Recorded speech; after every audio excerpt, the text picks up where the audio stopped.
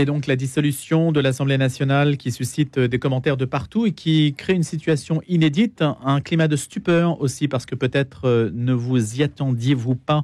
Et on était aussi dans cette perspective-là. C'est fait que nos invités, ce matin, sont appelés à commenter cette situation. C'est Serge Sapin qui est avec nous. Charles Sapin, reporter au Point, qui a publié Les moissons de la colère plongée dans l'Europe nationaliste aux éditions du Cerf.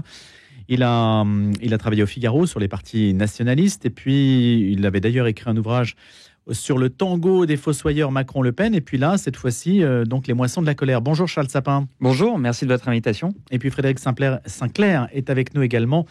Il a publié L'extrême droite expliquée à Marie Chantal aux éditions de la Nouvelle Librairie. Bonjour Frédéric Sinclair. Bonjour. Merci d'avoir accepté aussi notre invitation. Dans quelle situation sommes-nous, Charles Sapin? Est-ce qu'on peut essayer de l'analyser? Est-ce qu'elle est très paradoxale? D'abord, la France est-elle, pourrait-on dire ce matin, ou du moins se poser la question, on peut se poser la question, est-ce que c'est l'homme malade de l'Europe finalement avec l'Allemagne? Alors c'est intéressant votre question, parce que c'est vrai qu'on est dans une forme un peu de paradoxe. Il y a une immense bourrasque en France qui n'est qu'une vaguelette en Europe. C'est-à-dire que quand on regarde la situation des Européennes au niveau des 27, hormis la claque électorale que vient de prendre le chef de l'État Emmanuel Macron et Olaf Scholz en Allemagne, finalement, pour ce qui est des équilibres du Parlement européen, évidemment, il y a un rapport de force qui évolue un tout petit peu. On voit que le point de gravité se déplace sensiblement à droite, mais on reste sur quelque chose de connu. C'est un peu le statu quo, quoi. Avec le principal parti, le principal groupe au Parlement européen, le Parti populaire européen, qui reste très puissant et qui va donner le là dans la prochaine mandature. C'est très différent en France, avec une percée historique, inédite du Rassemblement national, où on voit que la liste emmenée par Jordan Bardella arrive en tête dans 9 communes sur 10 en France. La Bretagne, qui était une terra incognita du Rassemblement national, met le RN en tête. On verra les détails sociologiques, mais visiblement, Jordan Bardella est arrivé en tête dans toutes les classes d'âge. Le RN a été mis en tête aussi par les cadres. Enfin, c'est vraiment un bouleversement très important, bouleversement auquel Emmanuel Macron a décidé de répondre par une dissolution. C'est une réponse qui est intéressante, c'est-à-dire que c'est un peu la dernière carte qu'on abat, quoi. C'est-à-dire que le fusil a un coup, disaient certains. Oui, c'est ça. Enfin, il est all-in, pour reprendre une image de poker. Ce qu'il a en fait abattu comme carte, c'est intéressant.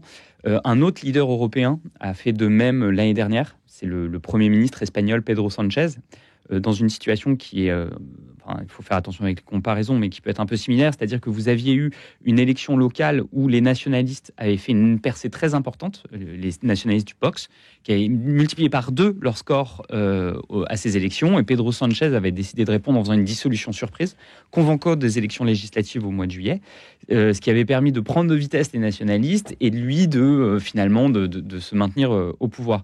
Donc Emmanuel Macron se dit qu'il pourrait faire la même chose, pourquoi pas? Oui, alors en tout cas, son geste lui permet 3 choses. Déjà, ça permet de balayer cet échec des européennes. Plus personne ne parle des européennes ce matin. Tout le monde a les yeux rivés sur la dissolution. Deuxième chose, ça permet en fait de mettre les Français face à leurs responsabilités. C'est-à-dire, vous avez mis les nationalistes en tête dans un vote de colère, peut-être d'anti-macronisme, mais est-ce que vous êtes vraiment sûr de les vouloir au pouvoir? Eh bien, allez-y, on va voir, on va faire des législatives. Le vote défouloir d'une européenne, on va voir que c'est assez différent d'un vote pour législative avec des enjeux de pouvoir directs. Et puis, il y a un troisième point, c'est qu'il dit chiche à Marine Le Pen, qui réclamait depuis des mois une dissolution, qui dit, écoutez, très bien, je fais la dissolution. Est-ce que, vous êtes prêt pour aller aux législatives sur une campagne éclair? C'est pas sûr. Avec le risque, si jamais ils vont jusqu'au bout de ces élections et qu'ils arrivent à avoir une majorité, le risque, c'est de s'user au gouvernement et donc d'amoindrir leurs chances à la prochaine présidentielle en 2027. Et d'être discrédité, sachant que l'intime conviction d'Emmanuel Macron, c'est que Marine Le Pen ne veut pas y aller, qu'elle ne veut pas le pouvoir comme son père. Charles Sapin. Oui, alors ça, pour le coup, c'est un peu une antienne qu'on entendrait. Autant c'était quelque chose qu'on pouvait opposer au Front National de Jean-Marie Le Pen, ce n'est plus le cas de Marine Le Pen. Vous ne vous prenez pas une humiliation comme le débat de 2017 en vous relevant patiemment. La vie politique aujourd'hui est un tel sacerdoce, c'est un tel sacrifice. Vous faites pas ça juste pour le plaisir, quoi. Donc, et tout indique, moi, ça fait 6 ans que je couvre le Rassemblement national. Je peux vous assurer qu'ils se préparent au pouvoir et qu'ils le veulent.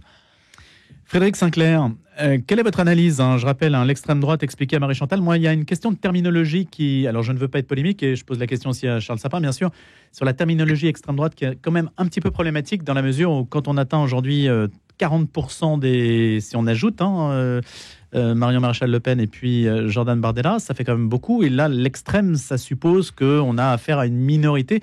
Et à une époque où le Parti communiste faisait 30% en France, personne ne parlait d'extrême gauche. Il tentait d'ailleurs que l'appellation d'extrême gauche correspondait même au Parti communiste. Donc il y a une question de volume qui pose un problème terminologique, non, Frédéric Sinclair ?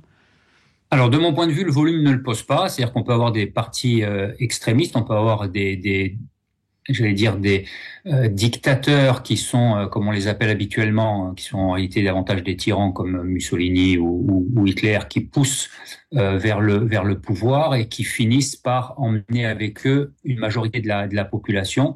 On va pas refaire l'histoire, mais globalement, c'est pas le nombre pour moi qui fait la qualification. Elle peut se faire de différentes manières. Il y a différentes formes d'extrême droite. Historiquement, on a tendance à placer à l'extrême droite. Ça a été assez dit hier soir. Il y a eu une espèce de passe d'armes rapide entre François Bayrou et Sébastien Chenu sur le plateau de vos confrères de BFM TV. Le dialogue se noue autour rapidement des valeurs républicaines et en fait, ce que j'allais dire le camp républicain, les modérés, globalement les libéraux et puis les sociodémocrates reprochent au Rassemblement national et d'ailleurs à Éric Zemmour, c'est leur position sur l'immigration. Il y a derrière pour eux un fond de xénophobie et cette xénophobie globalement disqualifie ces partis-là pour être considérés comme étant dans l'arc républicain. De mon point de vue, c'est une erreur monumentale. Il n'y a pas de xénophobie de manière nette et affichée dans les organes du parti. On a sur ces partis nationalistes populistes pour le RN et nationalistes conservateurs pour le Reconquête, on a des positions extrêmement dures sur l'immigration. Simplement, on a un tout petit peu oublié ce que c'était que les politiques migratoires précédentes, c'est-à-dire que l'immigration n'a pas toujours été chose naturelle et donc aujourd'hui elle est clivante parce qu'il y a cette question, c'est un peu théorique, je vais m'arrêter là, mais il y a la question de la notion de l'ami et de l'ennemi qui pose problème, c'est-à-dire que nous sommes tous devenus aujourd'hui des cosmopolites, c'est-à-dire que nous avons renoncé à penser l'ennemi, nous pensons tout le monde en termes d'amis, les gens d'où qu'ils viennent doivent être considérés comme étant bienveillants et donc dès que il y a une barrière qui est placée quelque part et qu'on dit on va refuser une partie des entrants, eh bien là, ça cristallise les passions et c'est surtout ça qui pose problème. La vérité, c'est que on n'a plus de partis d'extrême droite comme ils étaient existants sous la Troisième République. Il n'y a plus personne qui refuse la République, il n'y a plus personne qui refuse la démocratie, il n'y a plus personne qui veut prendre le pouvoir par la force, il n'y a plus personne qui veut instaurer une dictature. Donc, en vérité, tous ces partis dits d'extrême droite sont des partis concurrents de la majorité présidentielle, de la gauche, et ces partis dits d'extrême droite aujourd'hui, comme vous l'avez souligné Louis, sont soutenus par une grande partie de la population qui en réalité ont des positions, cette population a des positions beaucoup plus extrêmes que les partis eux-mêmes. Prenez par exemple la peine de mort, 55% des Français sont en faveur de son rétablissement, ce n'est absolument pas le sujet au sein du Rassemblement national, c'est mis de côté par Éric Zemmour qui dit c'est pas la question pour le moment. Regardez les positions qui sont prises par la population en termes de renvoi des étrangers, en termes d'immigration, c'est beaucoup plus dur que les positions qui sont prises par les responsables politiques. Donc, la remigration est acceptée à peu près par une bonne majorité de Français. Le grand remplacement est validé par plus de 2 tiers des Français. C'est des sujets qui sont polémiques. Moi, qui suis un penseur de l'extrême droite, c'est des sujets que je critique souvent. Les Français sont largement en faveur. Donc, je crois que pour la tranquillité du débat public, et la nécessité de recommencer à penser la chose politique véritablement, il va falloir arrêter avec cette étiquette extrême droite qui en réalité ne sert qu'à disqualifier une partie des partis politiques. Et à radicaliser l'opinion. Oui, et puis surtout à empêcher le débat. Parce que tant qu'on disqualifie l'autre de cette manière-là, on ne peut plus débattre de manière sereine. Charles Sapin, est-ce que c'est votre analyse aussi, le fait que les appareils soient doublés finalement par une opinion qui est plus radicalisée qu'on ne le dit? Ça, je ne sais pas. En fait, il y a Et sur le qualificatif? Alors, sur le qualificatif, c'est différent. Mais en effet, moi, si vous voulez, depuis 6-7 ans que je couvre les forces nationalistes, je suis en effet confronté à ce terme qui paraît pour beaucoup indépassable, de terme d'extrême droite, mais qui me rend très inconfortable. Pourquoi ? Parce que c'est un mot valise, si vous voulez. C'est un terme qui n'a pas d'existence, qui n'a pas de définition unique, arrêtée, universitaire. C'est un terme subjectif, ce qui est compliqué parce que vous soyez de gauche, du centre ou de droite, vous n'allez pas mettre derrière ce terme la même réalité. Et nous, quand on est journaliste, et vous le savez aussi bien que moi... Et c'est pour ça que je pose la question. Ouais, on a besoin d'un terme qui soit précis. C'est-à-dire quand on emploie un mot, on a envie que les gens nous comprennent sans avoir à aller chercher notre biographie pour savoir ce qu'on veut dire. Et ce terme extrême droite met un signe égal entre des choses qui sont très différentes. C'est-à-dire les grands totalitarismes génocidaires du XXe siècle, des partis qui respectent le jeu des élections, le jeu démocratique et s'inscrivent dans les institutions républicaines, ou des groupuscules qui, au contraire, veulent la fin de la République. Pour moi, c'est des choses qui sont tellement différentes qu'on ne peut pas les qualifier avec un terme unique. Donc c'est un amalgame alors. C'est un amalgame, et d'ailleurs qui est, mais comme ça a été souligné, à des fins militantes. Donc son emploi, à mon sens, quand on est sur une sphère journalistique ou d'experts, d'analyse universitaire, il faut bannir ce terme, surtout que les sciences politiques nous offrent un terme qui est pour lui, quant à lui, précis, arrêté, qui est le terme de nationalisme. Ça permet en fait de rattacher ses forces à plus de 2 siècles de filiation historique et idéologique. Et voilà, et donc c'est très clair. Après, pour la question de est-ce que les militants sont plus extrêmes que leur parti, c'est en effet, en fait, il y a toujours ce jeu intime au moment du passage dans les urnes, c'est-à-dire que on va chercher le parti qui est le plus proche de nous. Il y a une forme de pragmatisme en fait. Les militants ne collent jamais avec l'ADN des partis, et il y a un côté exutoire au vote, quoi. Alors sur la question de la dissolution, tout le monde y va de son scénario, donc je vous pose forcément la question, Charles Sapin et puis Frédéric Sinclair également, c'est qu'est-ce qu'on peut imaginer le 7 juillet, alors sans faire de prospective abracadabrante, est-ce qu'on peut essayer de fournir des éléments de compréhension à partir de ce que l'on a déjà, sachant que la campagne est tellement courte que ça crée une situation que pour le coup la science politique n'a pas vraiment de laboratoire pour le sujet, hein. Totalement. En fait, tout va dépendre d'une question à laquelle je n'ai pas la réponse. C'est qu'y a-t-il derrière le vote Jordan Bardella ? On voit que derrière ces européennes, vous avez deux moteurs surpuissants au vote Jordan Bardella. D'une part, l'antimacronisme. C'est-à-dire que après 7 ans au pouvoir, Emmanuel Macron suscite une colère inédite dans le pays. Et au gré des élections 2017, 2020, 2019, 2022, le Rassemblement national s'est installé comme le premier réceptacle de cette colère. Donc voilà, c'est un moteur très important. Et puis il y a un second moteur qui est en fait l'adéquation totale entre les totems du Rassemblement national et les principales préoccupations des Français. Quand vous regardez par exemple, il y a un sondage d'Ipsos récent, c'est numéro 1 pouvoir d'achat, numéro 2 immigration, numéro 3 insécurité. Donc qu'est-ce qu'on voit dans ces deux moteurs ? Vous avez d'un côté un moteur un peu de colère, défouloir, donc qui est destiné à mettre une claque au président en place, et de l'autre qui se rapproche plus à un vote d'adhésion. Toute la question va être lequel de ces deux moteurs l'emporte sur l'autre. Parce qu'on vote à des européennes, il y a un côté vote défouloir. Les Français, pour la plupart, n'ont pas l'impression de voter. Enfin, il n'y a pas de conséquences de pouvoir direct, c'est-à-dire qu'ils ont l'impression d'exprimer une opinion, mais sans que c'est vraiment... Le Parlement, un enjeu. Ouais, exactement, le Parlement européen leur paraît loin, donc on vote différemment à une européenne qu'à une législative. Et donc toute la question va être de savoir si le vote antimacroniste ou le vote adhésion l'emporte. Si le vote adhésion l'emporte, on peut se retrouver dans une situation inédite depuis 2002, c'est-à-dire avec un Rassemblement national qui arrive à obtenir une majorité, voire une majorité absolue, avec un Jordan Bardella qui s'installe à Matignon, puisque Marine Le Pen a déjà dit qu'elle, c'était l'Élysée ou rien, et qu'elle veut se préserver pour la présidentielle de 2027. Et dans ce cas, on va avoir une situation totalement inédite. Après, si jamais il y a une part importante d'antimacronisme et que le vote d'adhésion n'est pas suffisamment fort, et que le RN n'arrive pas à transformer l'essai, parce que là, il leur manque quand même 200 sièges pour une majorité absolue. C'est énorme. Ils ont 89 sièges, il faut 289. S'ils n'y arrivent pas, on va se retrouver avec une majorité, très certainement une Assemblée nationale encore plus éclatée, donc sans majorité, et on va toucher les limites des institutions prévues dans la Ve République. Frédéric Sinclair. La question, il me semble, est celle qu'on a posée préalablement. Pour arriver à comprendre ce qui va se passer demain, et en tout cas au 7 juillet, il faut commencer par se poser la question pourquoi Emmanuel Macron a choisi cette option-là, en fait.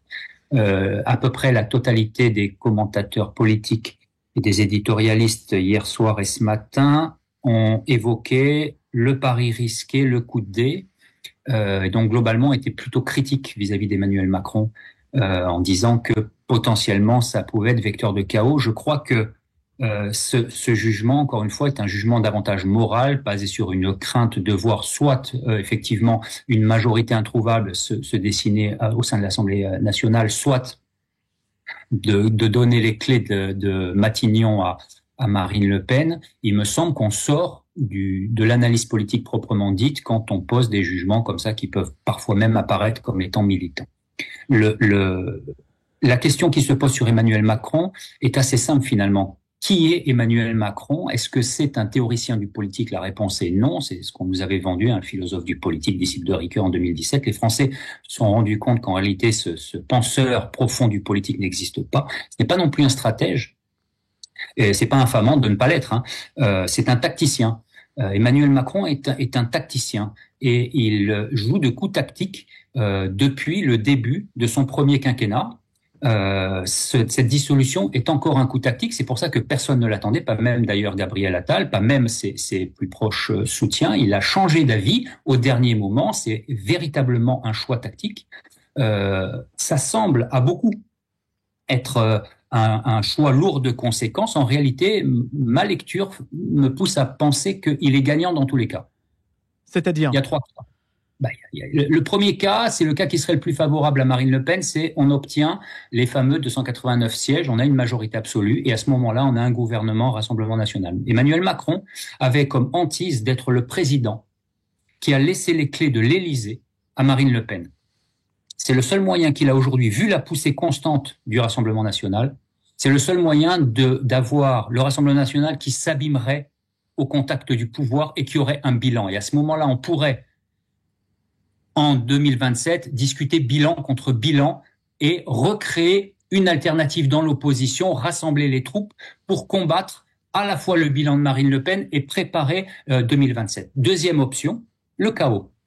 Sous 2 formes, soit une majorité relative qui placerait Marine Le Pen dans la situation dans laquelle est aujourd'hui Emmanuel Macron, sachant que les alliances avec le Rassemblement national sont quasiment interdites, soit un chaos encore plus grand, c'est celui qu'a évoqué Charles Sapin, où là, on aurait sensiblement plus de députés qu'aujourd'hui, mais même pas suffisamment pour trouver une forme de majorité. Et alors à ce moment-là, on serait dans un chaos institutionnel. Dans ces 2 cas-là, Emmanuel Macron dit quoi?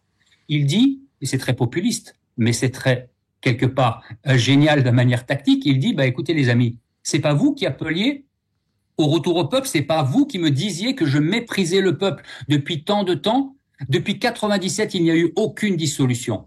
Je suis en train de lire un livre là en ce moment de Philippe Guibert qui explique justement que les présidents actuels méprisent à la fois le référendum et la dissolution.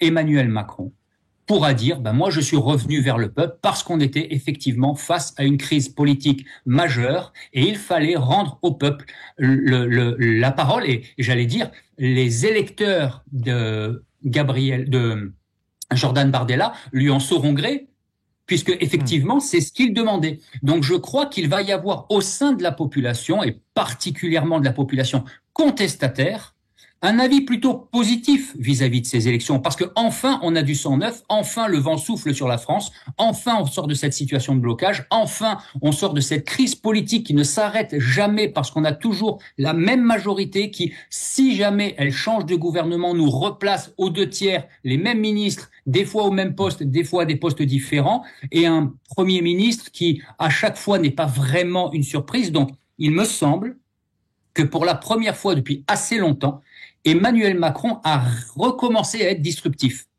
Et je crois qu'il a tout à y gagner, et peut-être même que le pays aussi. Charles Sapin, c'est votre analyse? Ça sera l'une de nos dernières réflexions. Est-ce que finalement, il est gagnant dans tous les coups? Est-ce qu'il est gagnant dans tous les coups? Oui et non. Enfin, c'est-à-dire... en tout cas, il fonctionne à l'instinct, à l'intuition, hein, c'est ce qu'il nous dit. Oui, totalement, en fait. Mais en fait, je pense que cette situation dépasse son cas personnel. C'est vrai que là, de toute façon, ça lui permet de prendre de la hauteur, comme je le disais. C'est-à-dire que dissoudre lui permet de balayer d'un revers de la main cette gifle immense que sont les élections européennes, dont plus personne parlera maintenant. Lui, de toute façon, quelles que soient les situations, c'est vrai qu'il est dans une position plutôt habile. Mais l'idée de créer un bilan pour le RN, oui, c'est ça. Mais non, ça, c'est quand même c'est tactique. Non, mais s'il fait ça, exactement, il est dans une logique où le Rassemblement national, soit le Rassemblement national s'écroule pendant cette campagne parce qu'ils ne sont pas prêts pour une dissolution, et dans ce cas, de toute façon, cette opposition, ça me nuise et ça me nuise notamment en vue de 2027. Soit ils arrivent en effet à gagner ces élections et s'installent au pouvoir, et en effet, il peut y avoir un phénomène d'usure pendant les 2 ans qui nous séparent de 2027 et qui en fait facilite les chances de l'opposant, d'un futur président qui viendrait d'un bloc central libéral. C'est vrai. Après, vous avez aussi une autre chose, et c'est quelque chose qui peut très bien arriver, c'est qu'en s'installant à Matignon, vous avez les derniers éléments bloquants de la diabolisation qui sautent. C'est-à-dire que vous allez voir des ministres RN, que finalement les gens vont se rendre compte qu'il n'y a pas forcément les bruits de bottes, que la haute fonction publique ne va pas crier nos passaranes, mais ça peut créer une accoutumance. Exactement, on va se mettre à travailler comme pour la continuité de l'État, et que finalement, en voulant mettre un dernier obstacle de dernière minute sur le chemin pavé du Rassemblement national, il va juste accélérer un mécanisme d'alternance et de normalisation. Merci beaucoup Charles Sapin, reporter au Point. Vous avez publié récemment Les moissons de la colère plongées dans l'Europe nationaliste au CERF. Et puis je remercie également Frédéric Sinclair, auteur de L'extrême droite expliquée à Marie Chantal. Il est politologue. Merci beaucoup à tous les deux. Excellente journée.